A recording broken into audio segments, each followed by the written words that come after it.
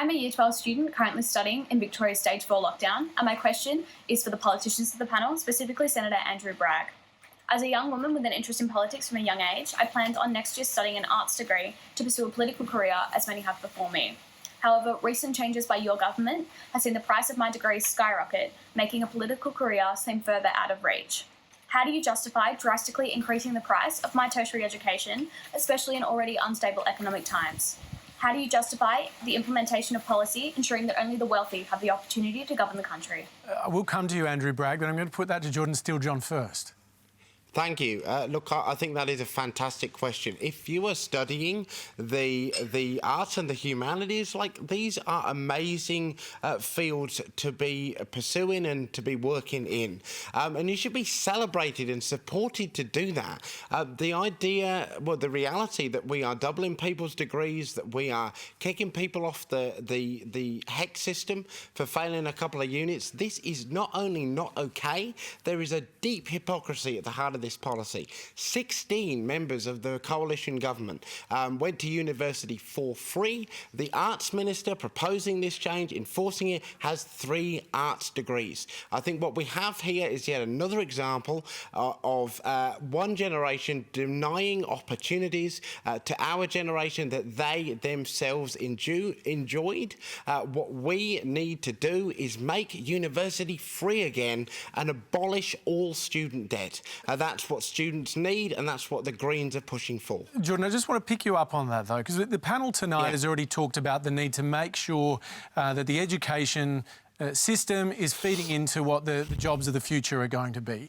And it's pretty clear that we need more people in some of these other areas. Why is the government wrong to incentivise that within the tertiary sector in the way that they're doing?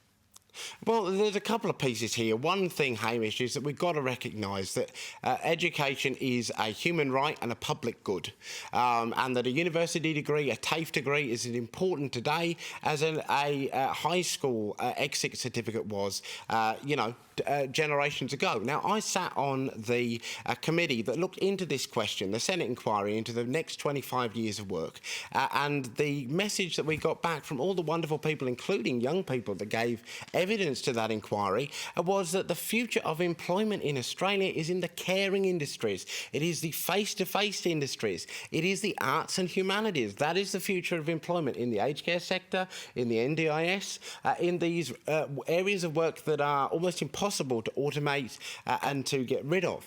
So it's actually counter to the evidence of what we know, even in the space of STEM, where everybody that is worth their salt will tell you that STEM is only as valuable as it can be if it is included and wrapped around with the arts and the humanities. OK, let Senator Andrew Bragg answer this.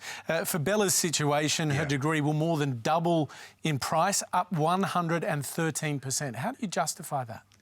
Well, Bella, thanks for your question, and good on you for wanting to study a BA. I did a BA, but I have to say I paid more for my business degree than I did for my BA. It wasn't all that long ago. How much do you pay for your Bachelor of Arts?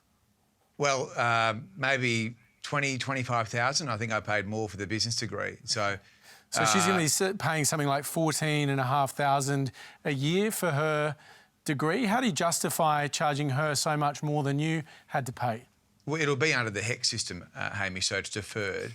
Now, what we're doing is actually creating a system where the needs of the future will be effectively incentivised, and people will be able to mix and match. So if you choose a unit which is one of the more incentivised or more needed skills, then that will be a lower price compared to something which isn't. So you're free to mix and match, and that is we need to try and make sure that our country has the skill base to compete with other countries in the future, because, I mean, we can have a sort of a provincial discussion about, state borders and things in Australia, but the reality is this country is competing with, very significant regional competitors for investment and jobs in the future. So your message to Bella is you've got to see yourself in that bigger picture? I think it's very important that we as Australians are outward-looking, optimistic people. And always wanting to make sure, certainly as policymakers, that we're pushing our parliament to enact laws which enable us to be competitive.